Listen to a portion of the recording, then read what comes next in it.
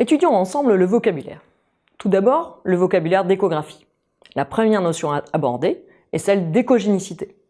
Commençons par le terme échogène. Échogène veut dire littéralement qui génère de l'écho. Une cible, parenchyme, interface, génère une image plus ou moins claire, en voyant tout ou partie des ultrasons qu'elle reçoit. Nous obtiendrons donc, sur l'image de l'écran, toute une échelle de gris selon la réflexion des ultrasons. Parlons maintenant du mot anéchogène. Il s'agit d'une structure qui ne génère aucun écho, c'est-à-dire que le tissu ne renvoie aucun ultrason.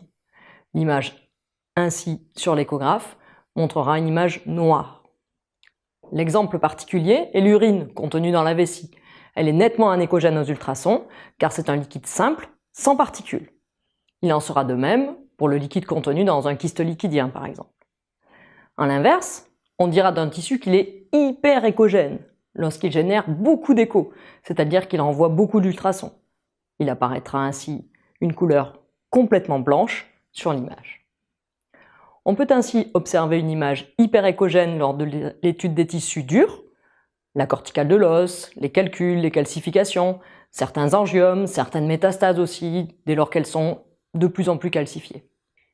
Enfin, on parle d'un tissu hypoéchogène lorsqu'il génère peu d'échos, c'est-à-dire qu'il renvoie peu d'ultrasons.